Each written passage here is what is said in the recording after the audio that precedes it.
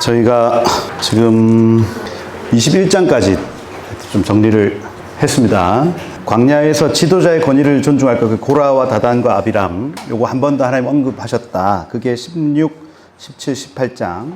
19장부터 21장이 호크, 그 영원을 계시하는 율법들이라고 제가 말씀을 드린 겁니다, 방금. 그래서 민수기의 전환점이라고 이제 표현을 했고, 그래서 광야에서 사는 법이 아니라 광야에서 이제 무엇을 추구하며 사는가를 방향성을 딱 결정해주는 그 본문이 그죠? 21장까지의 본문이었다. 그리고 22장부터 이제 24장까지 발락과 발람에 대한 22장부터 24장까지 발락과 발람 사건을 언급합니다. 그래서 이 내용, 이 주제는 광야에서 가진 성도들의 영광이겠죠? 이 사람들 불신자들 아니에요. 발람은 좀 애매한 것이 이방인인데 하나님의 음성을 듣는 존재입니다.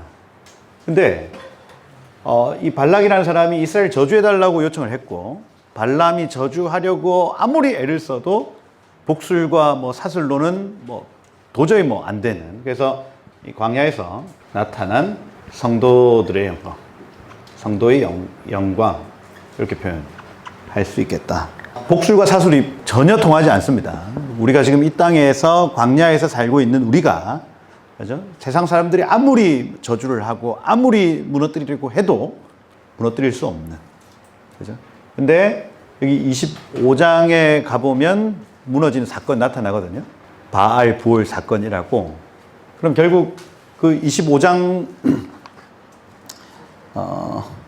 25장 사건은, 5장은 바알 부올 사건인데, 광야에서 나타난 성도들의 수치겠죠, 수치.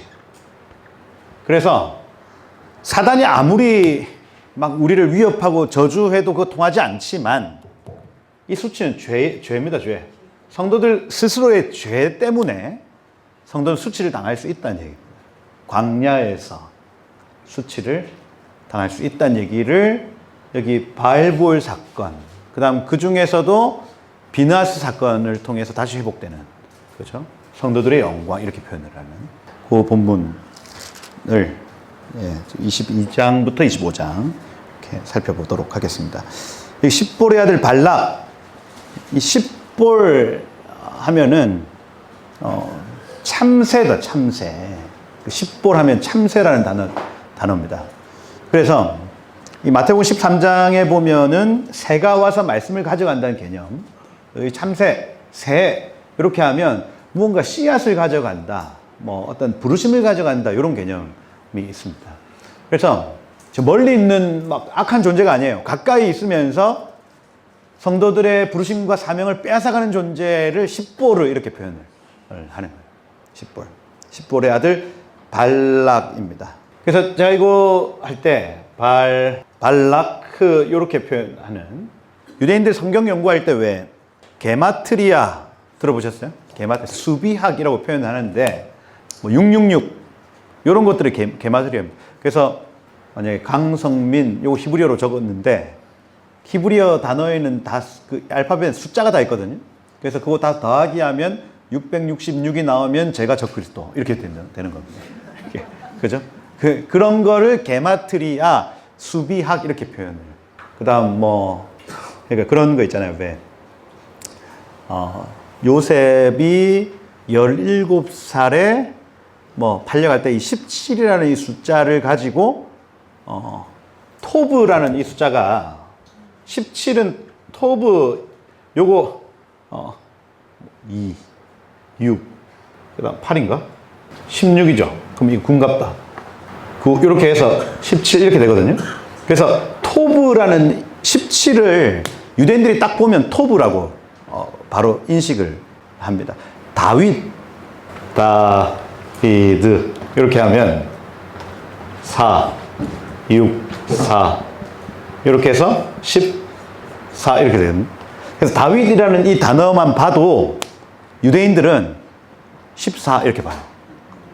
이걸 게마트리아라고 얘기를 한다고요. 수비학 이렇게 얘기합니다. 그래서 뭐 마태복음 1장에 나타나는 14대, 14대, 14대 이게 다윗의 족보를 의미하는 겁니다. 그래서 그 마태복음은 유대인을 위한 책이죠. 우리 뭡니까? 마가복음은 이방인을 위한 책이고 마태복음은 유대인을 위한 책. 이 복음을 여러 그 그룹들에게 나눠놨다고요. 이 사람 유대인들이 마태복음을 읽으면 이해가 빨라요. 복음에 대한 이해. 이방인들이 마가복음을 읽으면 복음에 대한 이해가 빠르다. 이렇게 되는 겁니다. 14대, 14대, 14대. 이렇게.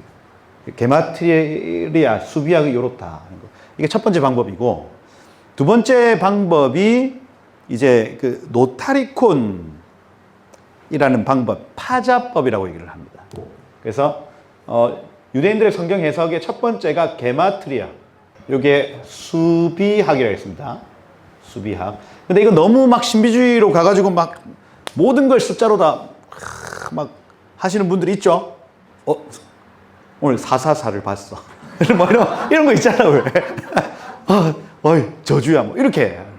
너무 신비주의로 가면 또 안 되고, 적당히, 요렇게 해석할 수도 있네 정도로 보셔야 돼요. 그게 막 맞다. 막 이렇게. 막 시계를 보는데 저는 주로 6시 25분을 잘 본다면 6.25. 제 생일입니다, 제 생일. 그래서 하나님 날 사랑하시는구나. 이렇게 그냥 한단 말이에요. 이 수비학, 게마트리아입니다. 근데 이거 너무 심각하게 막 들어가면 신비주의로 가요. 가발라. 유대 신비주의로 가버립니다. 너무 심각하게 받아들이면 안 된다. 두 번째, 이제 노타리콘이라고 라틴어인데, 이거는 파자법입니다. 파자는 한자 한자를 의미를 두고 해석한다는 얘기입니다. 한자 한자. 그래서 발락 할 때에 발라크 할 때 발이라는 요 단어하고 뒤에 크라는 단어하고 따로 분리해서 파자한다. 파자. 그래서 벨 하면 없다 하면 라크 하면 호프, 희망, 소망 이렇게 되어 있습니다. 소망이 없다. 발락이라는 단어는 소망이 없다. 노타리콘의 방법으로 발락의 이름은 소망을 두지 않는 이런 뜻입니다. 소망을 두지 않는. 그럼 발락 하면 발람 하면은 요것도 나뉘겠죠? 이렇게 발 하면 없다. 암 하면은 백성입니다. 근데 히브리어에서 백성 표현할 때 고이라는 단어가 있고 암미라는 단어가 있습니다. 고이는 이방인 백성을 뜻하고 암미 하면 언약 백성을 뜻해요. 그럼 여기 없다, 언약 백성 이렇게 되는 겁니다. 근데 이 사람들의 직분이 중요하잖아요. 왕이고 선지자인데 그 마음에 소망이 없다, 그 마음에 백성이 없다 이렇게 되는 거예요. 이게. 근데 여러분, 왕, 선지자, 제사장 이 세 부류입니다. 세 부류. 이 세 부류 안에는 하나님을 향한 소망, 하나님의 백성을 향한 마음이 있어야 한다는 얘기예요. 기름 부음 받은 자들에게. 근데 왕인데 없어. 이방 왕이지만 이 마음에 하나님을 향한 소망이 없고, 이방 선지자지만 이 마음에 하나님의 백성을 향한 마음이 없다. 이 상태를 두는 거예요. 그럼 마지막 남은 한 그룹이 있어야 되겠네. 제사장 그룹. 마지막 남은 한 사람 누구였습니까, 이거? 나중에. 비느하스 이렇게 되는 거예요. 그러니까 이게 그냥 막 적혀져 있는 것 같지만 어떤 하나님의 구조 안에서 지금 이 일이 일어나고 있다. 왕인데 하나님께 소망을 두지 않아. 선지자인데 백성을 향한 마음이 없어. 발락, 발람 이렇게 되는 겁니다. 제사장 중에 핀하스야. 핀하스. 이것도 파자법으로 하면 핀 헤세드입니다. 핀 헤세드. 핀 하면은 돌이키다. 거들떠 보지 않다. 헤세드. 그러면 긍휼에서 돌이키다. 이런 뜻입니다. 이거 전부 다 노타리콘을 통해서 왕, 선지자, 제사장의 이름을 파자한 거예요. 여기에서는 이렇게 해석을 하니까 풀어져요. 노타리콘 이거 막 그냥 모든 거에 다 적용할 수는 없습니다. 그런데 여기에서 이 관점으로 보면 왕, 선지자, 제사장은 하나님께 소망을 두고 언약 백성을 향한 마음이 있어야 되고, 그 다음 긍휼에서 돌이켜야 되는 순간을 알아야 한다, 이 뜻입니다. 그래서 실제로 바알부올 사건에서 죄를 지었던 백성들을 긍휼히 여기지 않고 창을 찌릅니다. 핀하스가. 그래서 연병을 또 막아요. 이렇게 되는 겁니다. 보세요. 여기 22장 3절에 보면 이렇게 되어 있습니다. 모압이 심히 두려워했다. 이스라엘 백성이 많음으로 말미암아. 이렇게 되어 있습니다. 여러분, 이스라엘이 많아지는 것, 이스라엘 백성들이 많아지는 거 하나님 뜻이 아니에요. 그게 하나님의 뜻인 게 어디 나와 있습니까? 창세기 12장에 나오죠. 내가 너로 큰 민족을 이루고. 근데 큰 민족이 이루어진 시간이 출애굽기 1장 7절이죠. 이스라엘 자손이 생육하고 불어나 번성하고 매우 강하여 온 땅에 가득하게 되었더라. 그러니까 창세기 12장에 약속하신 하나님의 약속이 출애굽기 1장 7절에서 이루어졌습니다. 큰 민족이 됐어요. 그럼 이게 하나님의 약속이 이루어진다. 이게 복이죠. 복인데 여기에서는 모압이 심히 두려워하였다. 왜냐하면 이스라엘 백성이 많아졌기 때문이다. 모압이 이스라엘 자손 때문에 번민하더라. 쿠치오 이렇게 되어 있는, 몹시 싫어하다. 소름 끼치다. 소름 끼칠 정도로 싫어하다. 이렇게 되어 있습니다. 아니, 어떤 사람에게는 하나님의 약속이 이루어지는 게 축복이다. 이야, 할렐루야. 이렇게 받아들여지는데 지금 여기 모압 왕에게는 소름 끼칠 정도로 싫어졌다는 얘기예요. 하나님 약속이 이루어지는데. 이게 오늘날도 마찬가지입니다. 오늘날. 여러분, 이스라엘이 고토로 돌아가는 게 하나님 뜻이죠. 옛날에 애굽에서부터 이스라엘 땅으로 돌아갈 때 430년 후에 돌아갔어요. 그러면 이미 자리 잡은 민족이 있을 거 아니에요, 거기. 근데 하나님은 그 자리 잡은 민족들을 다 쫓아내시고 다시 그들을 그 안에 넣어 두십니다. 바벨론 포로 역시 마찬가지입니다, 여러분. 바벨론 포로에 잡혀가서 70년이 지난 그 시점에 다시 거기로 돌아가게 하시는 거예요. 그래서 출애굽, 바벨론 이렇게 표현합니다. AD 70년에 흩어졌던 이스라엘 백성들이 1948년 이후에 다시 고토로 돌아가는 이 일이 하나님의 뜻 안에 있다고요. 뜻 안에. 그런데 어떤 사람들한테는 이것이 야, 하나님의 약속이 이루어졌다, 박수치고 막 춤춰야 될 일인데, 어떤 사람들한테는 소름 끼칠 정도로 싫은 일이 되어버린 거예요. 지금 누가 소름 끼칠 정도로 싫어합니까? 이스라엘이 이스라엘 땅에 들어가는 걸 누가 싫어해요? 이란, 후티 반군, 또 뭐 팔레스타인 자치기구, 이런 사람들이요 계속 테러합니다. 테러. 그죠? 그 3년 전에 있었던 그 초막절 테러가 뭐 역대급 테러였어요. 이거 뭐 정치로 얘기하면 굉장히 좀 복잡한 얘기입니다. 이스라엘도 좌파가 우파가 있죠. 우파는 이스라엘 이 땅에 이스라엘만 거주해야 된다고 믿는 사람들입니다. 근데 이스라엘의 진보 측은 우리 공존할 수 있다고 믿어요. 그래서 팔레스타인하고 같이 살아야 된다. 우리 사이좋게 지내야 된다. 해가지고 이제 이 네게브 지역의 키부츠 해서 이 공동 마을들을 다 만들고 거기에 팔레스타인 사람들을 같이 일할 수 있도록 초청을 했단 말이에요. 근데 팔레스타인 사람들, 특별히 팔레스타인의 선한 사람들 말고 그 뒤에 군인들이 잠입한 겁니다. 일하는 사람으로. 그래서 막 잘 지냈어요. 잘 지냈는데 그 10월 3일 그 테러하는 그 당일날 그 아르바이트 했던 그 팔레스타인 사람들이 돌변한 거예요. 그 마을 전체를 쑥대밭으로 만듭니다. 근데 그 마을에 누가 거주했냐면 진보적인 사람들이 다 거주했어요.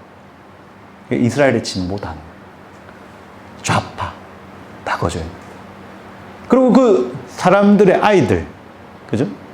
폭탄 던지고 그 다음에 아이들 유괴해가지고 전자레인지에 넣고 돌립니다. 그러니까 사람을 죽이는데 너무너무 잔인하게 아이들을 그렇게 죽였단 말이에요. 몇천 명을. 그러니 이스라엘이 더 이상 공존할 수 없다는 분위기로 지금 전환이 된 겁니다, 사실은. 이게. 그 이전까지는 이스라엘이 정치적으로 좌파와 우파가 막 치열하게 이렇게 다퉜다가 그 사건 이후로 이스라엘의 어떤 분위기가 완전히 역전돼 버립니다. 우리는 공존할 수 없다. 그래서 일어난 전쟁이 지금까지 이어지고 있어요. 알고 봤더니 북한의 그 땅굴 기술 이런 것들을 이제 팔레스타인에서 다 배워서 북한에서 사람들이 파견돼서 땅굴 다 파주고, 그 다음에 이란에서 여러 미사일들 이런 거 다 지원해주고, 분위기가 그 위에 팔레스타인 주민들을 살게 하고 그 밑에서 군사작전을 합니다. 병원 밑에 군사작전 다 해요. 그리고 그 이스라엘이 막 폭격하고 하면 주민들 중에 한 아이가 딱 다쳤다. 그러면 그걸 가지고 이제 언론 앞으로 가는 겁니다. 무고한 시민들을 죽인 살인자들 이렇게 표현합니다. 그걸 CNN 그죠? BBC 쫙 퍼뜨리는 거예요. 그럼 우리가 딱 볼 때는 이스라엘이 약한 사람들 공격한다 이렇게 봐요.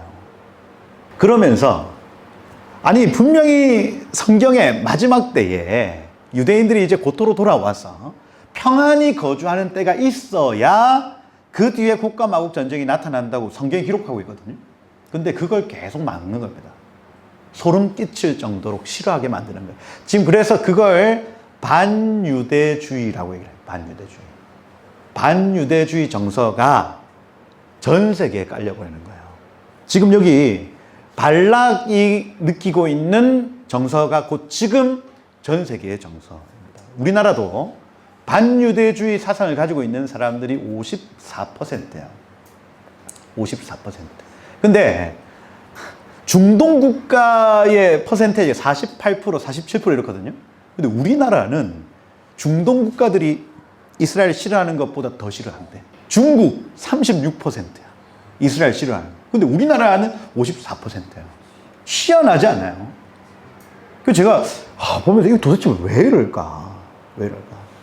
이 미디어에 대한 그 절대적인 신뢰입니다. 제가 볼 때는 그래요.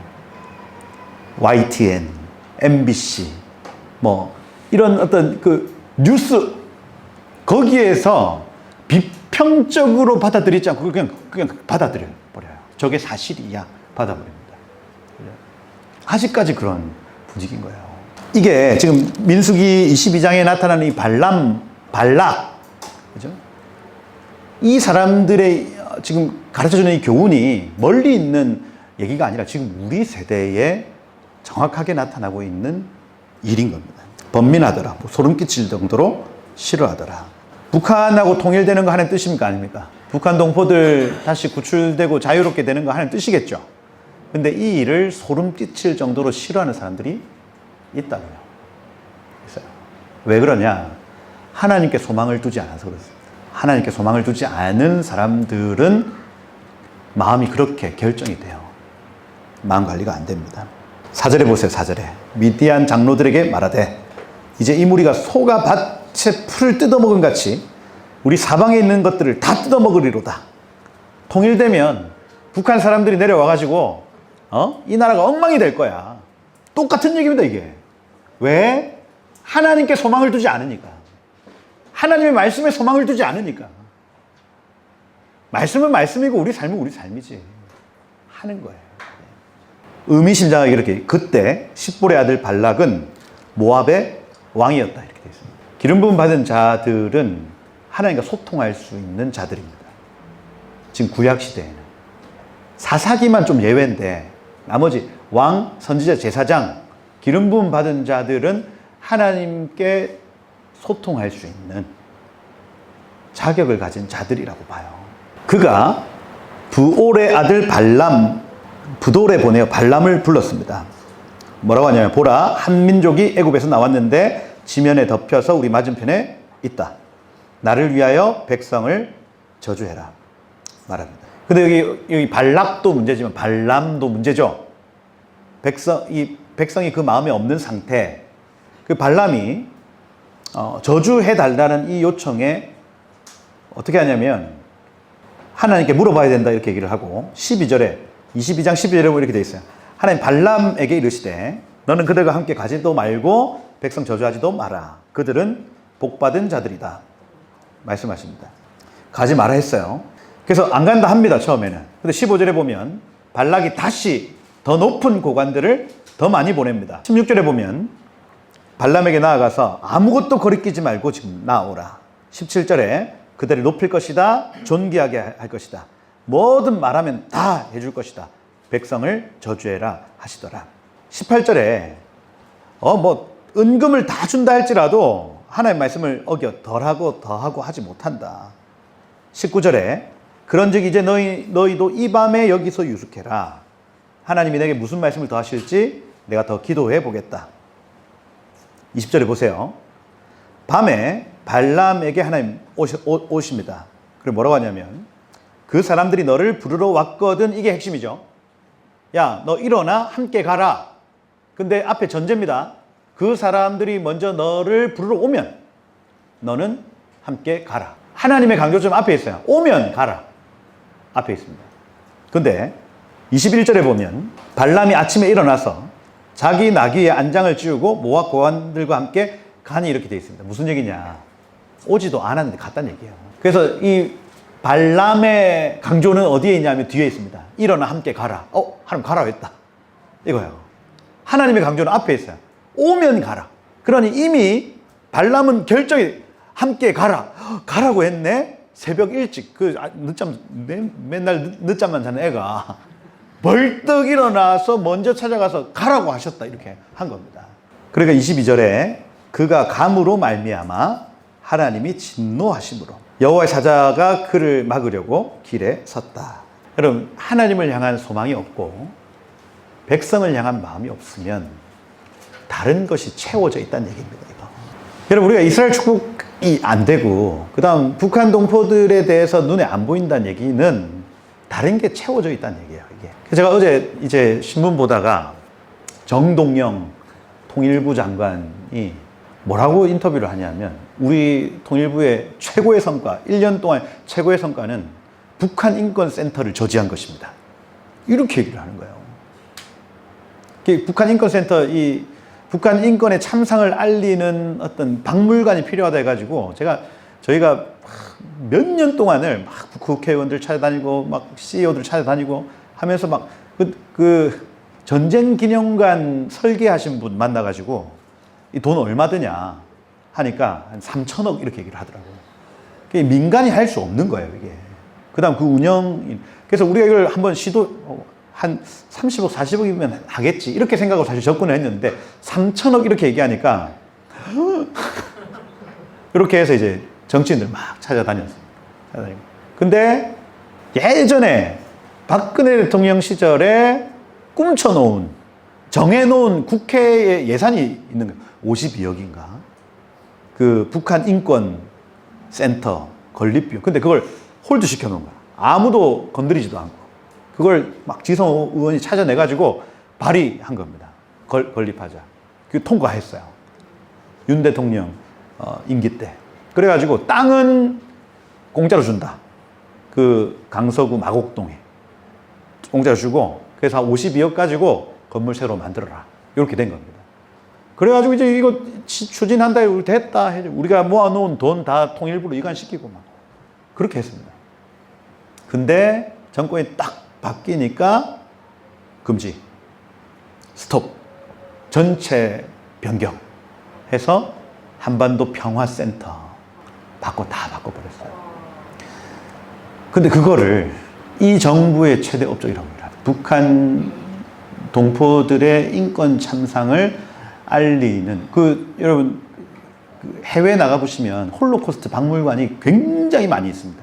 파리에도 있고 런던에도 있고 LA도 있고 워싱턴에도 있어요. 거기에 가면 자연스럽게 유대인들이 그 독일 사람들한테 겪었던 그 참상을 다 볼 수 있도록 만들어놨습니다. 그걸 독일 사람들도 와서 견학을 하고요. 왜냐하면 우리 민족이 다시는 이런 죄를 범치 말자 하고 이제 하는 거고, 유대인들도 거기 가서 이제 계속 우리가 말씀에서 멀어지면 이런 어려움을 겪는구나 하고 교육을 하는 겁니다. 이게 지금 북한 인권에 대해서 이런 얘기를 할 수 있는 곳이 아무것도 없습니다.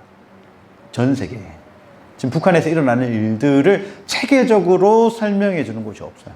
근데 제가 이제 아까도 이제 성도님하고 이렇게 얘기를 나눴지만 만나보면 북한 사람들 구출해야 된다고 얘기를 하면 제가 생각할 때는 5.18 민주화 운동 하셨던 분들이 북한 민주화 운동에 힘써야 돼요. 저는 그렇게 봅니다. 그게 아니면 모순입니다, 모순. 광주와 전라도 일어나야 돼요. 북한 동포들의 자유를 위해서. 아멘. 민주화 운동의 성지라며.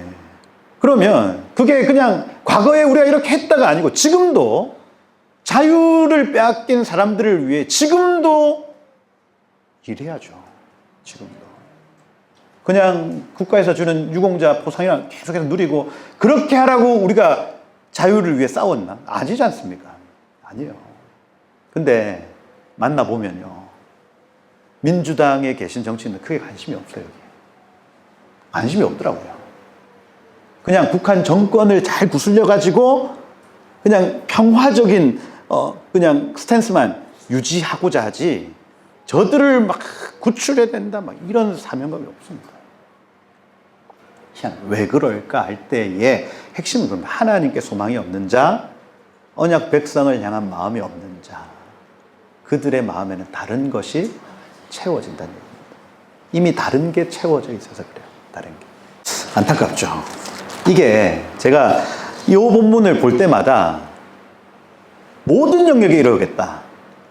관심이 없는 것은 다른 게 채워져서 그렇거든요. 하나님이 지금 원하시는 어떤 일이 있는데, 이 구속사적인 일이 있는데 그게 이루어지고 있어요. 근데 어떤 사람이 이거 소름 끼치죠. 싫어합니다. 야, 저 사람 저렇게 많아지는 거 나 너무너무 싫어. 소름 끼쳐. 싫어. 이렇게 되는 거예요. 여기 지금 발람의 마음에도 언약 백성을 향한 마음보다는 오히려 저 사람들이 고관들이 가져왔던 여러 재물들이 먼저 눈에 들어왔습니다. 저거 다시 돌려보내면 안 되는데, 저거 다시 돌려보내면 안 되는데. 그러니 하나님 일어나 함께 가라. 쟤들이 먼저 오면 안 들리는 거예요.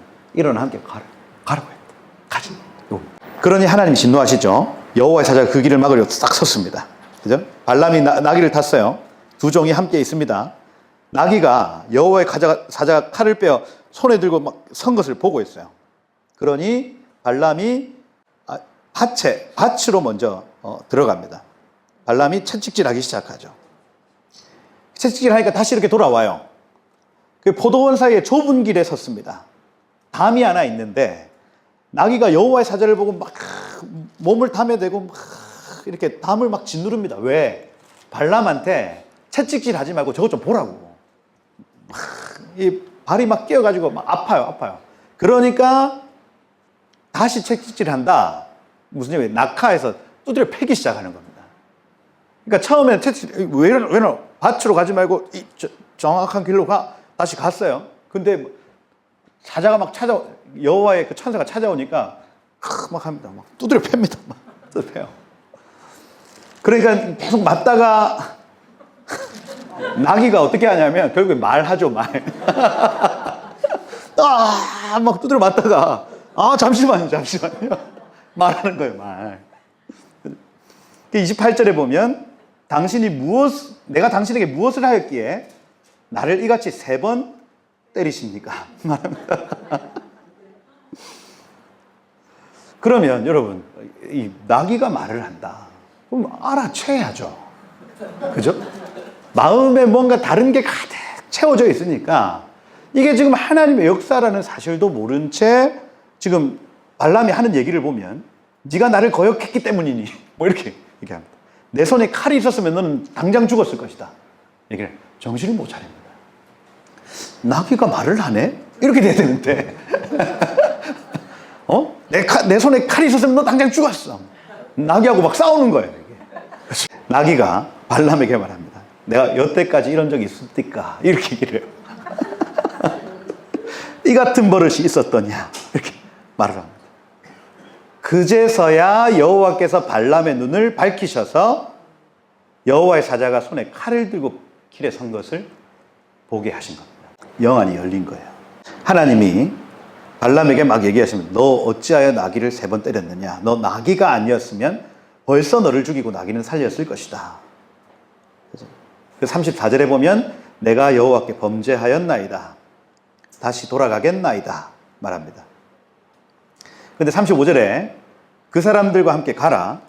내게 이런 말만 할지니라고 가는 것을 허락해 주셨다. 그리고 실제로 이제 저주해라 하고 23장부터 세 번의 어떤 그 기도 예언을 합니다. 그게 23장 7절에 보면 첫 번째 예언의 내용입니다.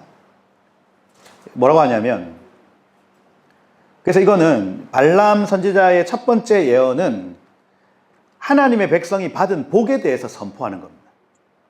아니, 저주하라고 했는데 첫 번째 내용의 예언의 내용이 이래요. 하나님의 백성은 이런 복을 받았다. 그게 막 입에서 나오는 겁니다. 여기 보세요. 7절에 보면 발락이 나를 아람에서 모압 왕이 동쪽 산에서 데려다가 이르기를 나를 위해 야곱을 저주하고 이스라엘을 꾸짖으라 한도다. 하나님이 저주하지 않은 자를 내가 어찌 저주하며 여호와께서 꾸짖지 아니하신 자를 내가 어찌 꾸짖으랴. 이게 여러분 광야에 있는 성도들의 영광이라는 얘기입니다. 하나님은 여러분들을 저주하지 않으셨고 하나님 여러분들을 꾸짖지 않으셨다. 근데 사단은 계속해서 저주해라, 꾸짖어라 얘기를 한대요. 근데 그게 불가능하다는 얘기입니다. 불가능하다. 내가 바위 위에서 그들을 보며 작은 산에서 그들을 바라보니 이 백성은 홀로 살 것이라 할 때에 홀로 살다 바다드 샤칸 이렇게 되어 있습니다. 바다드 하면 분리되어 거주한다. 소외되고 배척당한다 하는 거예요. 그래서 여기에서 지금 언약 백성들은 특징이 분리되고 배척당하는 특징이 있대요. 여러분들은, 성도들은 세상에서 분리되고 배척당하는 특징이 있답니다. 할렐루야. 그게 여러분들의 정체성. 그러니 억울할 필요도 없고요. 내가 정말 하나님의 뜻, 하나님의 말씀대로 살고자 하면 분리되고 배척당할 수밖에 없습니다. 그러면 이게 디폴트 값이야. 우리가 아무리 인간적으로 잘해주고 아무리 선물하고 막 섬겨도 세상은 결국에는 이게 디폴트입니다. 영적으로 맞지 않으면 분리되고 우리는 소외될 수밖에 없어요. 이게 기본값이라고 생각이 되면 삶은 굉장히 심플해집니다. 애쓸 필요도 없어요, 사실은. 저 사람의 영이 돌이켜지든지 아니면 내가 타락하든지 둘 중에 하나예요. 그러면 우리가 전도하는 이 행위는 사실은 저들과 가까워질 수 있는 유일한 방법이에요. 영이 그리스도와 벨리알이 어찌 함께하며 빛과 어둠이 어찌 함께 공존할 수 있겠습니까? 불가능합니다. 죄와 의가 같이 할 수 없다고요. 발람 선지자가 예언을 하는데 그걸 먼저 예언합니다. 저들은 분리된 자들이다. 저들은 소외된 자들이다. 유대인들은 전 세계 사람들과 분리되어 있죠. 그죠? 그 막 돼지고기 먹지 않는다. 그 다음 안식일을 지키는데 막 엘리베이터 버튼도 누르지 않는다. 이래요. 이상하잖아요. 그 누르는 거 뭐라고? 우리 막 누르잖아. 근데 말씀을 곧이곧대로 지킨다고 그렇게 하고 있는 겁니다. 율법주의에 먼해하고 비판도 많이 받지만 사실은 우리가 말씀을 그렇게 지키지 못하는 우리를 알잖아요. 모든 말씀을 어떻게 그렇게 지켜요? 근데 걔네들은 그걸 지금 씨름하고 있다. 하나님의 말씀이네. 말씀대로 내가 살아야 되네. 그러니까 오히려 제가 제 마음에 저것도 피곤할 건데 진짜 대단하다. 분리되어 살아. 그를 여러 민족 중에 하나로 여기지 않으시리로다. 근데 하나님이 그걸 귀하게 보신대요. 야곱의 티끌을 누가 능히 세며 이스라엘 4분의 1을 누가 능히 셀 것인가. 나는 의인의 죽음을 죽기 원하며 나의 종말이 그와 같이 되기를 바라노라. 발람의 입에서 그들을 향한 저들은 이런 민족이구나. 이런 복이 있구나. 저들이 받을 복이 셀 수 없구나. 이렇게 딱 터져 나온 겁니다. 이 예언을 들은 발락이 열 받아야 안 받아요? 열 받지. 뭐 하냐 너 지금? 야, 저주하라 했는데 지금 뭐 하는 거야? 그러니까 정신이 정확하게 돌아왔습니다. 여기 터가 안 좋아가지고 여기 터가 안 좋아요. 다른 데 가서 하면 좀 나을 것 같아요 하고 장소 옮깁니다. 그죠? 그래서 14절에 보면 13절에 달리 볼 곳으로 가자. 18절부터 이제 두 번째 예언이 시작되죠. 발락이여 일어나 들을지어다. 십볼의 아들이여 자세히 들을지어다.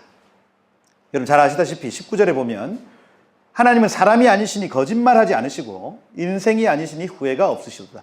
그가 어찌 그 말씀하신 바를 행하지 않으며 하신 말씀을 실행하지 않으시랴. 하나님이 어떤 분인지에 대해 먼저 소개합니다. 그러니 이 두 번째 챕터에서는 이스라엘이 어떤 복을 받았고 이스라엘이 어떤 존재다가 아니고 하나님이 어떤 분이신지를 막 선포하기 시작을 하는데, 하나님 어떤 분이냐? 21절에 보면 야곱의 허물을 보지 않으신다. 이스라엘의 반역을 보지 아니하신다. 여호와 그들의 하나님이 그들과 함께 계시니 왕을 부르는 소리가 그 중에 있도다. 여호와 이 왕을 향한 나팔 소리가 그들 중에 있도다. 이렇게 되어 있어요. 그래서 우리 하나님은 영원 불변하신 하나님이신데 야곱의 허물을 보지 않는 하나님이시구나. 이걸 또 예언을 하는 겁니다. 그리고 23절에 야곱을 해할 점술이 없고 이스라엘을 해할 복술이 없도다. 이때 야곱과 이스라엘 대하여 논할진대 하나님께서 행하시니 어찌 그리 크냐 하리로다. 이렇게 예언이 터져 나옵니다. 그래서 두 번째 예언에서는 하나님은 이스라엘의 죄를 보지 아니하시고 이스라엘이 드리는 그 예배를 받으시고 그들의 죄를 넘기시는 하나님이시다. 그 얘기를 합니다. 그러니까 24장에 장소를 옮겨서 한 번 더 예언을 해요. 24장 3절에 보면 부올의 아들 발람이 말하며 눈을 감았던 자 이 샤탐 아인인데 눈이 열린 자가 말하되 이렇게 되어 있어요. 그래서 이 선지자는 seer인가 봐요. seer. 그래서 이렇게 하면 보이나 봐요. 그래서 아까 이제 발람의 그 나귀가 이제 봤던 어떤 그 기름 부음이 사실은 발람의 기름 부음이었겠죠. 그리고 눈이 열리니까 그게 막 보였던 것처럼 눈이 열린 자가 말하기를, 감았던 자라고 하기보다는 샤탐이기 때문에 열렸다 이렇게 보셔야 됩니다.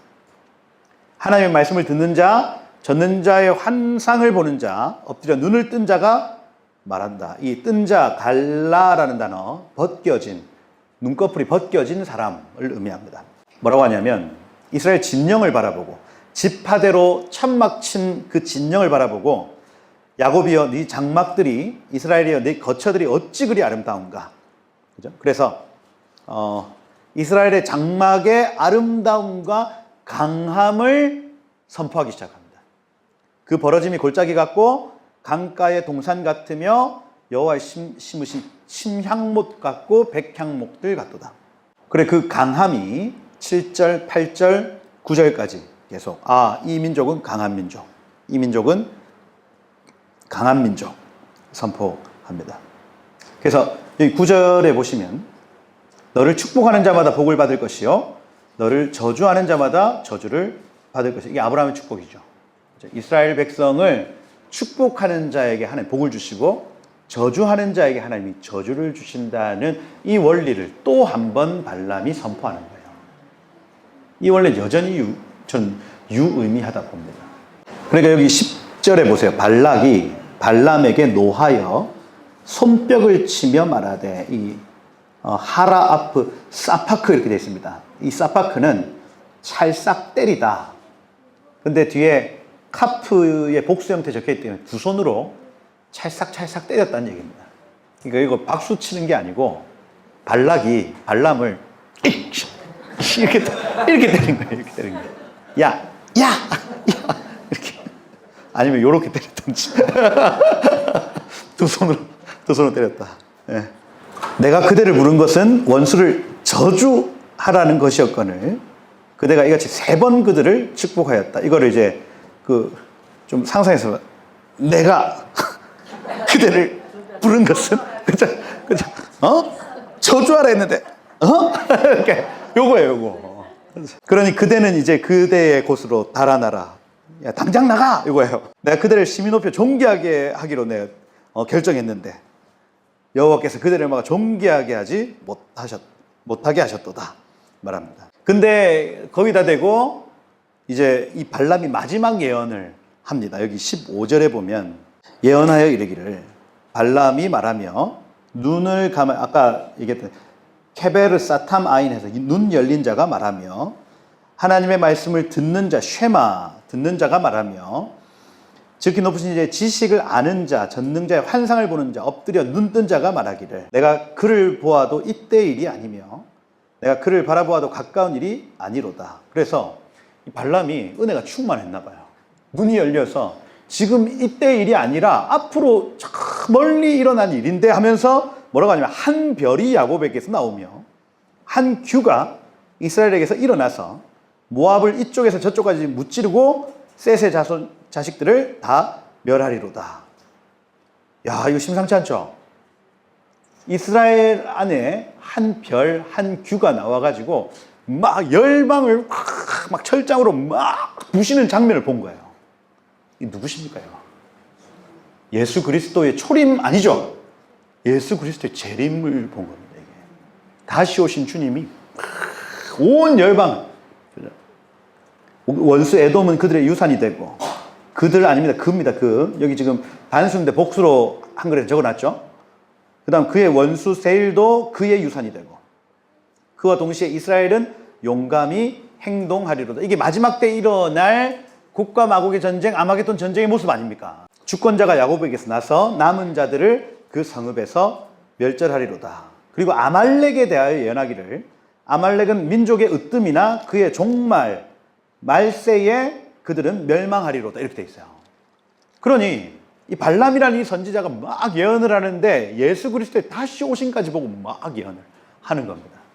은혜 충만하죠.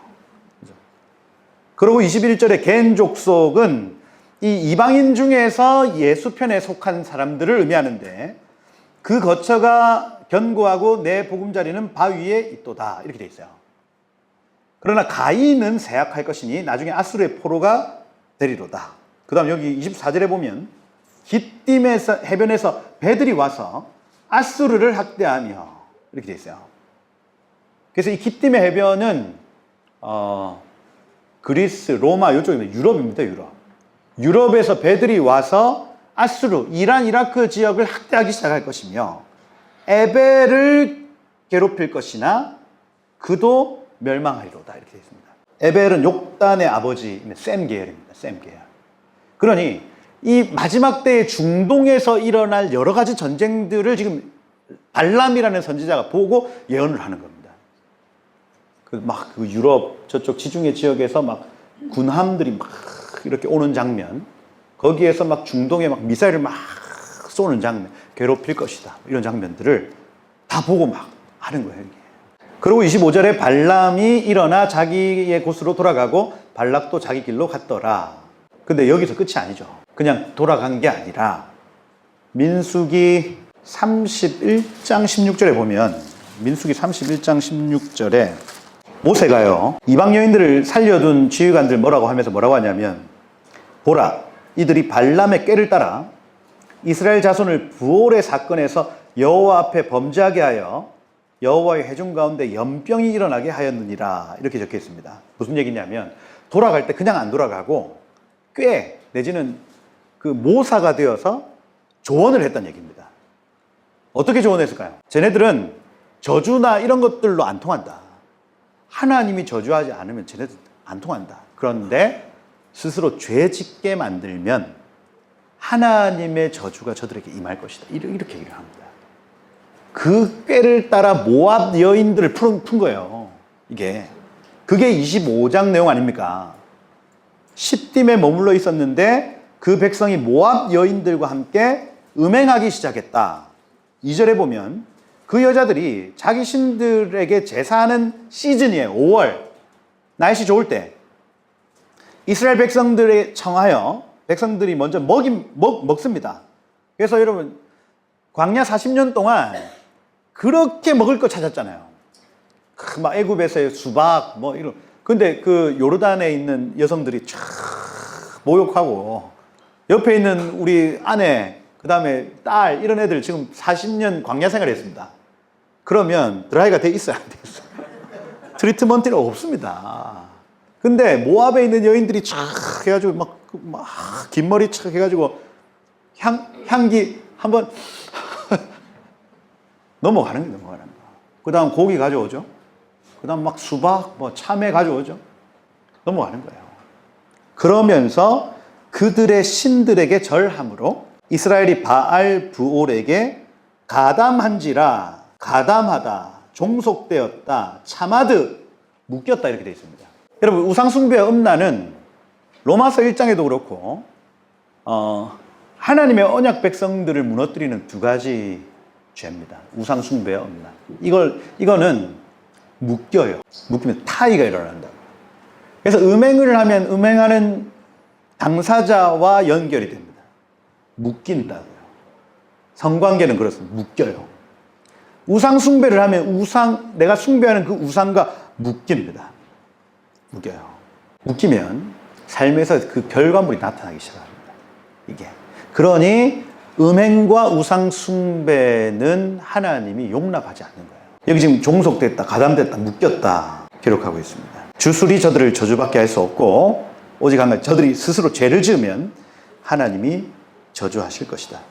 그래서 여호와께서 이스라엘에게 진노하기 시작했다. 모세가 백성의 수령들을 잡아서 태양을 향해서 목매어 달기 시작합니다. 바알부올에 가담한 사람들을 죽여라. 그래서 남편과 아버지들 중에 모압 여인과 음행한 사람들을 찾아서 나무에 달기 시작해요. 목매달아 달기 시작합니다. 근데 그 찰나에 6절에 보면 온 회중이 회막에서 울 때에 이스라엘 자손 한 사람이 미디안 여인을 하나 데리고 옵니다. 온지라 제사장 비느하스가 보고 회중 가운데서 일어나 손에 창을 들고 남자를 따라 그 막사에 들어가 이스라엘 남자 그 여인의 배를 뚫었다. 꿰뚫어서 두 사람을 죽이니 연병이 이스라엘 자손에게서 그쳤더라 이렇게 되어 있습니다. 여기 14절에 보면 미디안 여인과 함께 죽임당한 자의 이름은 시므리라는 사람, 시므온 자손의 한 지도자 나시예요. 나시. 아까 나사에트 로시, 머리를 든 사람 나시예요. 나시. 이거 굉장히 중요합니다. 시므온 지파. 시므온 지파. 여기서 죽은 사람이 24,000명이에요. 이거 기억하셔야 됩니다. 지금 백성의 지도자들 막 죽어나가는 순간에 아예 영성이 없으면 눈치라도 있어야지. 손잡고 들어오는 거예요. 들어온 거. 막사에 들어가서 엎어져 있는데 비느하스가 보고 문 열고 창으로 찔렀습니다. 그제서야 사람들 그 사이에 있던 연병이 딱 그치기 시작해요. 희한하죠. 여러분, 이 전염병이라고 하는 게 눈에 안 보입니다. 근데 이 죄가 딱 끊어지는 그 순간 멈췄다고 성경은 계속 기록해요. 그리고 아론의 그 향로가 거기에 딱 선 순간 연병이 그쳐진다고 성경이 얘기를 합니다. 희한하죠. 왜 시므온이 중요하냐면 드디어 이 민수기 26장에 한 번 더 개수하는 장이거든요. 무슨 지파 몇 명, 무슨 지파 몇 명. 그래서 60만 1730명으로 결론이 나는데 여기 14절에 보면 시므온 종족들이니 개수된 자가 22,200명이다 이렇게 되어 있습니다. 22,200명. 근데 1장에서 시므온 지파가 59,300명이었어요. 그럼 마이너스 27,000명입니다. 시므온 지파. 이렇게 줄어든 지파가 없어요. 대부분 한 3,000, 2,000 왔다 갔다 합니다. 그런데 여기에 민수기 26장의 주제는 확실해요. 제일 증가된 지파가 어떤 지파인가? 제일 감소된 지파가 어떤 지파인가 딱 보면 돼. 그럼 제일 감소된 지파는 시므온 지파다. 왜? 27,000명이 줄었어. 왜 그랬냐? 그게 25장의 이유입니다. 바알부올 사건의 주동자가 시므온 지파란 얘기예요. 광야에서 사는 법, 너희 이 땅에서 정말 하나님의 뜻대로 살아야 되는데 이 땅의 사람이 되는 장면인 겁니다. 시므온 지파. 눈에 보이는 것. 내가 무엇을 보고, 그죠? 나의 욕망을 관리하지 못, 내 마음을 관리하지 못하면 이 땅의 존재가 된다는 얘기예요. 광야에서 죽는다는 얘기입니다. 그러면 제일 증가한 지파 말씀드릴까요? 이게 적어 놓으시면 좋은데 7절에 보면 르벤 종족 43,700명 적혀 있잖아요. 근데 1장 21절에 보면 46,500명입니다. 얼마 안 줄었죠? 그 다음 갓 자손 18절에 보면 갓 종족 45,000명입니다. 근데 45,650명에서 45,000명으로 줄여요. 그러니까 한 5,000명 줄었네. 그죠? 갓 자손. 유다 종족은 22절에 보면 76,500명이죠. 근데 1장에는 74,600명이거든요. 그러니까 한 2,000명 늘었습니다. 2,000. 25절에 보면 이사갈 종족 있는데 64,300이에요. 1장에는 54,400명입니다. 9,900명 늘었네요. 9,000명. 많이 늘었죠? 그럼 잘했네. 이렇게 되는 거예요. 스불론 65,000명인데 57,400명이었습니다. 한 3,000명 늘었네. 잘했네. 이렇게 되는 겁니다. 근데 핵심이 여기 있어요. 34절에 보면 므낫세 종족이 있어요. 므낫세 종족. 52,700명입니다.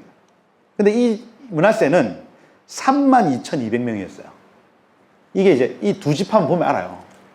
왜냐하면 이게 인클루시오라고 안 들어봤겠지. 샌드위치 구조라고.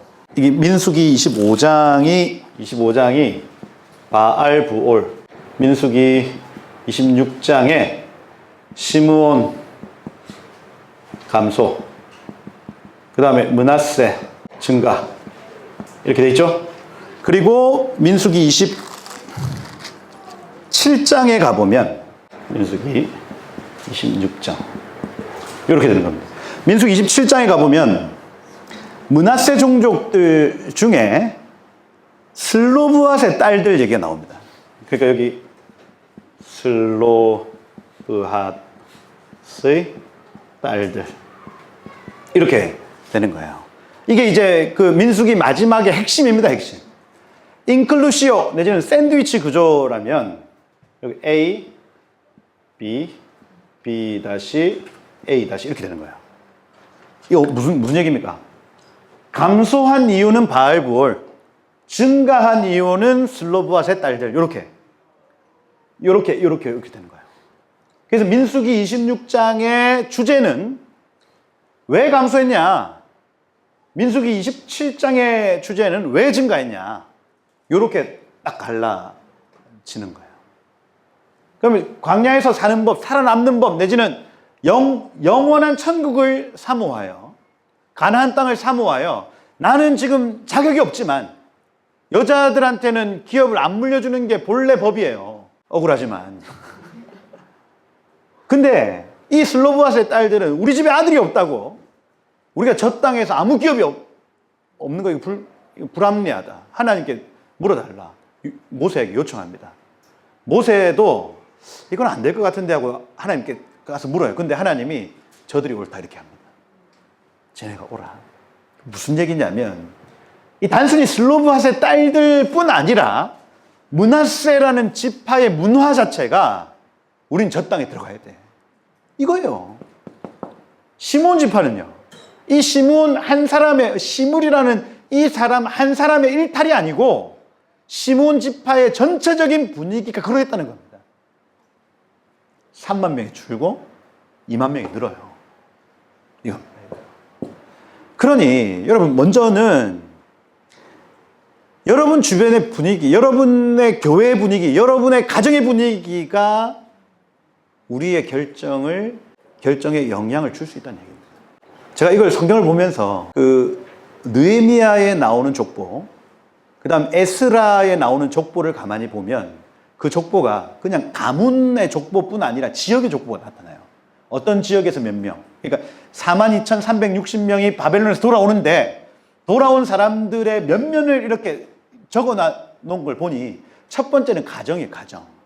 가정에 하나님을 경외하는 문화가 있으면 그 가정은 돌아옵니다. 그리고 두 번째는 뭐냐면 지역이에요. 지역. 그 지역 사람들은 돌아오는 거예요. 베들레헴 지역에 사는 자들이 몇 명. 이렇게 되는 겁니다. 그래서 제가 보면서 이게 문화라고 하는 게 교회 문화가 있고요. 그 교회에서 정말 마라나타 주님, 우리가 주님을 기다립니다 하고 막 그런 문화가 있으면 아이들도 그 문화에 젖어서 그런 선택을 해요. 이게. 마지막 때가 되면 될수록 공동체가 너무 중요합니다. 좋은 공동체. 좋은 공동체라 하면 여기 지금 요요.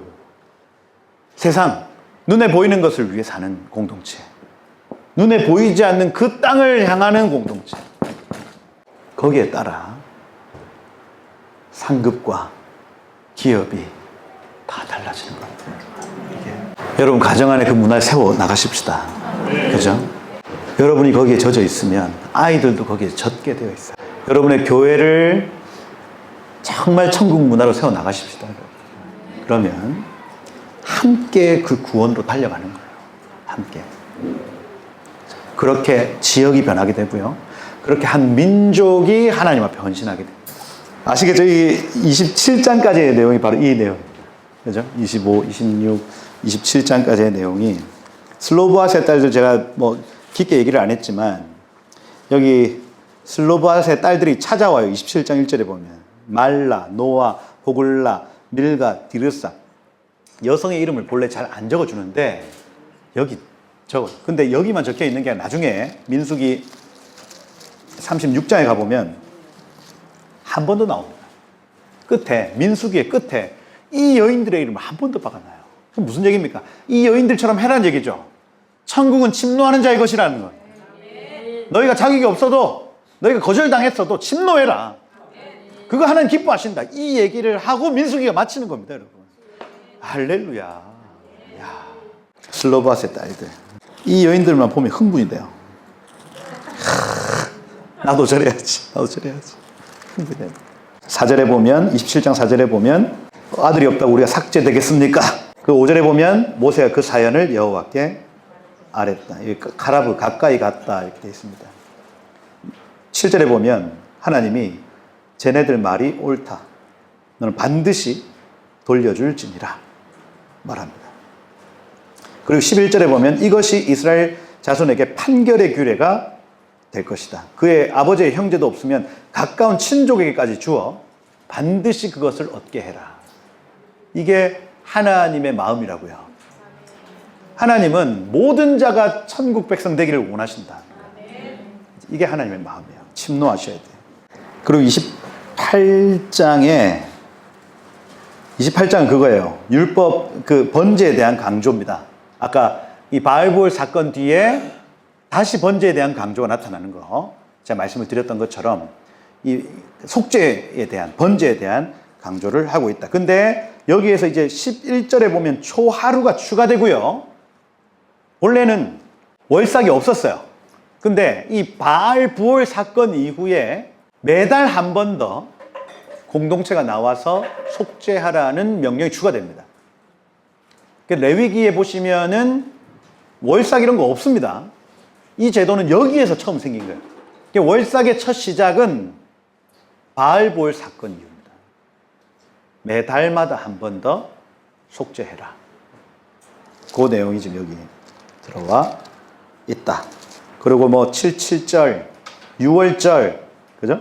29장에 보면 나팔절, 7절에 보면 대속죄일, 그리고 12절에 보면 여기에서 이제 초막절 7일 동안 첫째 날에는 13마리, 둘째 날에는 12마리, 셋째 날에 11마리, 넷째 날에 10마리, 다섯째 날 9, 여섯째 날 8, 일곱째 날 7마리에서 총 70마리의 숫송아지를 잡는 사건이 나와요. 그러니까 초막절에는 무조건 숫송아지 70마리를 잡아야 되는 겁니다. 매일 13, 12, 11, 10 이렇게 70이라는 숫자는 열방의 수. 그래서 노아의 아들들에게서 나오는 민족의 수가 70. 그럼 70개의 종려나무, 70인의 장로, 70인의 제자. 이 70이라는 숫자는 열방의 수입니다. 우리가 지금 뭐 160개국, 200개국 뭐 이렇게 표현을 하지만 민족적 개념으로 볼 때는 70개의 민족으로 하나님은 정하신 거예요. 그렇다. 그러면 초막절에 70마리의 번제가 드려진다. 이게 무슨 얘기입니까? 열방이 속죄된다는 얘기입니다. 초막절 우리 주님 다시 오시면 열방이 속죄된다는 내용을 여기 지금 담고 있는, 그게 민수기 29장의 내용. 그리고 민수기 30장부터는 여기 지파들의 수령 내지는 나시, 이 단어가 굉장히 많이 등장합니다. 무슨 얘기냐? 광야에서 사는 법, 이걸 지금 가르쳐주면서 나사 에트로시, 머리를 든 자들은 이런 삶을 살아야 된다. 성막 중심에 있는 자들은 이런 삶을 살아야 된다를 마지막으로 강조하고 있는 거예요. 30장. 서원한 거 지켜야 된다. 뭐, 그죠? 그래서 서원을 묻고 푸는 권세가 이 나시들한테 있다. 그 내용. 그 다음, 민수기 31장에는 나시들 중에 전리품을 하나님께 다 갖다 바치는 자들이 있고, 여기 48절에 보세요.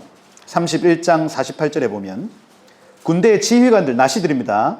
천부장, 백부장들이 모세에게 나와서 뭐 귀걸이, 인장, 반지, 목걸이 이런 것들 다 하나님 앞에 드렸다 하는 나시들이 있고, 근데 32장에 가보면 루벤과 갓 자손은 심히 많은 가축대를 가졌더라. 이 나시들은, 루벤과 갓 자손의 머리들은 너무 가진 것이 많아서 동쪽에 머물기로 결정했다, 얘기입니다. 아니, 머리를 든 자들 중에 정말 하나님 앞에 선 자들은 자기가 가지고 있는 것을 하나님 앞에 드렸다. 근데 르우벤과 갓 자손은 너무너무 많이 가지고 있는데 그 재산 때문에 요단 동편에 남기로 결정했다, 이겁니다. 그리고 이 사람들과 반대하여 마지막에 슬로브앗의 딸들을 다시 한번 언급해요. 여러분, 부자가 천국에 들어가는 것이 낙타가 바늘기에 들어가는 것보다 어렵대요. 그 낙타 바늘기, 여러분 저번에 한번 얘기를 한 것 같은데, 성문이 이렇게 있으면 낙타가 이렇게 들어가야 되잖아요. 근데 짐을 막 싣고 이게 못 들어가는 겁니다. 그래서 이 예루살렘 성문 중에 이제 서쪽 편은 물고기가 들어오고, 그 다음에 여러 물자, 외국에서 수입품이 들어오는 문인데, 낙타가 안에 있는 걸 다 그냥 싣고 그대로 통과할 수 없습니다. 왜냐하면 정한 것, 부정한 걸 다 검사를 해야 돼요. 정한 고기, 부정한 고기 이런 거 다 검사를 하는 문이라서 이 문에 큰 문이 있지만 낙타문이 따로 있는 거예요. 그래서 이 짐을 다 내려야 여기가 통과가 되도록, 이걸 낙타가 바늘귀에 통과한다, 이렇게 봅니다. 천국, 부자가 천국에 못 들어간다는 이 개념을, 이 땅에서 가지고 있는 모든 것을 다 가지고 거기에 못 통과한다는 얘기입니다. 다 내려놓고 낙타가 바늘귀에 그 위에 어느 것 하나도 얹어서 들어가려고 하면 못 들어간다. 그래서 이 땅에서 우리가 누리고 있고, 이 땅에서 우리가 이렇게 미련하고 있는 것이 있다면 천국에 들어가기가 그렇게 어렵다, 얘기입니다. 근데 루벤과 갓 자손이 가진 것이 너무 많이 뭐라고 하냐면, 우리가 이 요단 동편에 거하기를 원합니다. 가나안 땅 바로 코앞입니다. 근데 거기를 못 넘어가는 거예요. 슬로브앗의 딸들은요, 가진 게 없습니다. 저 땅이 아니면 그 누구도 이 땅에서 챙겨줄 사람도 없어요. 그러니 이 뚫린 게 하늘밖에 없고, 하나님 우리를 좀 불쌍히 여겨주십시오 하고, 그 땅에 들어가기를 원합니다 하고 침노하고 요구했던 거예요. 광야에서 여러분 이렇게 살아야 된다고요. 우리 이 땅에서 너무 많은 걸 가지면 천국 가기 싫을 겁니다, 여러분. 고통도 있고 고난도 있어야 나중에 7년 돼야 알라니 천국을 앞당길 줄로 믿습니다. 이게 하나님이 세팅해 놓은 어떤 그 시스템이 저는 완벽하다고 봐요. 이렇게 막 여기가 천국 같고, 그 국가에서 여러분들한테 한 사람당 400만 원씩 통장에 꽂아주고, 그러면 4인 가족이면 1,600만 원이면 괜찮잖아요. 그죠? 그러면 여러분 천국 가고 싶겠습니까? 여기가 조사원이 하겠죠. 근데 그렇게 남들은 다 주는데 예수 믿으면 안 줘. 그러면 막 속에서 막 그러면 산에 가서 막 칡해 먹고 살아야 되는데, 그죠? 그러면 하나님 빨리 천국을 허락해 주옵소서. 기도가 절로 나오죠, 절로. 아니면 신앙 버리고 1600만 원 받으러 가든지. 하나님이 지금 정해놓으신 이 하나님의 시간표 완벽합니다. 그리고 성도들의 갈망이 극에 달할 때, 아까 에너지라고 말씀을 드렸는데, 마라나타 주 예수님 속히 오십시오 하고, 이게 지금은 우리가 그냥 좀 피상적으로 마라나타, 아 시원한데 참 좋다 마라나타 우리 이렇게 노래할 수 있지만, 정말 그 환난과 어려움이 왔을 때 여러분 그 노래는요, 이게 상상을 초월한 노래가 됩니다. 주님 속히 와주십시오. 주님 빨리 와주십시오. 주님 너무너무 힘듭니다. 주님 속히 와주세요. 이게 천국을 침노하는 자들의 노래가요, 속에서 막 울려 퍼질 때 우리 주님 못 참으시고 구름 타고 하늘에서 내려오시는 겁니다. 그죠? 민수기가 마지막에 그거 얘기하고 있어요. 너희 슬로브앗의 딸과 같이 저 땅을 침노해라. 그리고 우리 민수기 다 살펴봤어요. 오늘 사실은 1시부터 이 민수기가 얘기하는 것이 이 광야에서 잘 먹고 잘 살자가 아닙니다. 이 땅에서 하나님과 동행하며 살다가 우리가 장차 들어가야 될 영원한 나라가 있음을 기억하고, 이 땅에서 어떻게든 누리려 하지 말고 우리가 영원한 그 썩지 않을 그 영원한 것을 찾아 그것을 침노하며 살아야 한다. 여러분 그러한 삶을 사시다가 그 영광을 누리시는 여러분, 저와 여러분이 되기를 예수님 축복드립니다. 기도하고, 정말 그 풍부함에도 처할 수 있는, 그리고 가난함에도 처할 수 있는 그 자유함이 여러분들에게 있기를 축복해요. 여러분 가난이 다 의가 아닙니다. 그리고 그 부유함이 우리의 죄가 될 때도 있죠. 그러면 우리의 영을 계속해서 그 썩지 아니할 영원한 것들로 채우는 사람만이 마음을 지킵니다. 막 돈이 들어올 때가 있어요. 그러면 이 돈을 하나님이 왜 주시는지, 그리고 하나님이 이 복을 왜 주시는지를 계속해서 기도하다 하나님 또 언젠가 쓰라고 하시더라고요. 야, 너 가족들을 위해 써. 그러면 쓸 수 있어야 됩니다. 그리고 너 이 돈을 저 사람에게 줘. 그럼 줄 수 있어야 돼요. 이게 컨트롤이 안 되면요, 어떤 사람은 부유함이 죄라고 얘기를 하고, 어떤 사람은 가난함이 또 죄라고 얘기를 합니다. 하나님이 광야에서 하나님 우리 공급하기를 원하시고요, 하나님 우리 인도자 되시고요, 하나님 우리를 보호하시는 분이십니다. 이 안에서 누리는 하나님과의 그 함께하는 그 기쁨이 천국의 기쁨하고 거의 비슷해요. 어떤 때는 그 풍족함과 그 푸른 초장과 맑은 시내 물가의 기쁨이 있고요, 어떤 때는 너무너무 힘든데 험한 산과 골짜기를 다니는데 악을 두려워하지 않는 하나님이 나와 함께 하심을 더 깊게 경험하는 것입니다. 그러니 성도는요, 가난함을 두려워하지 않고요, 내 목에 들어오는 칼을 두려워하지 않는 존재가 되는 거예요. 그리고 광야에서 여태까지 얼마나 고생하셨습니까? 얼마나 혼자 애쓰고 이 광야를 어떻게든 탈피해 보려고 발버둥 치셨어요. 근데 지금부터는 그거 아니라 하나님이 원하시는, 하나님이 인도하시는 대로 한번 가보자고요. 하나님, 나의 이제 남은 일생 모든 순간순간마다 구름 기둥과 불 기둥으로 함께 해주십시오.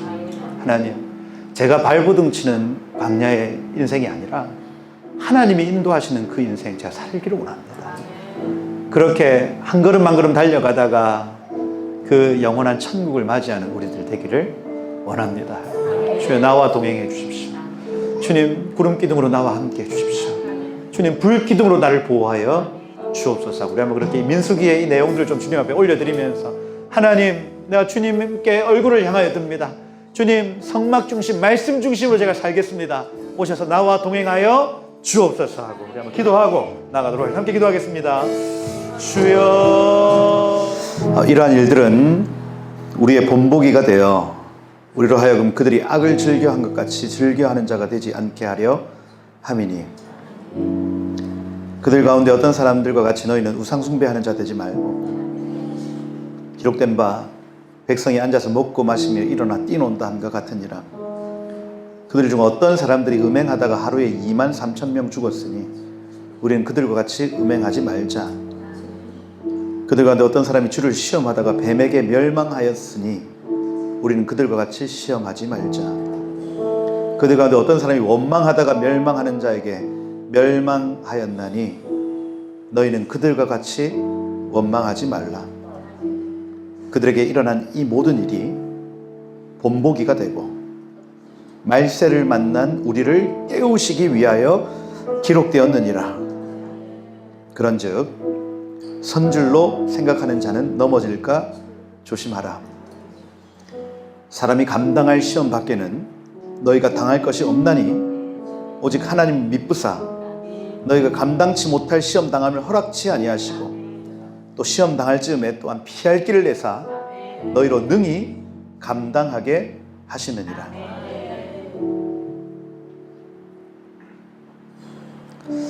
하나님 오늘 이 민수기의 말씀을 통해서 마지막 때를 살아가는 우리를 깨워주시니 감사합니다.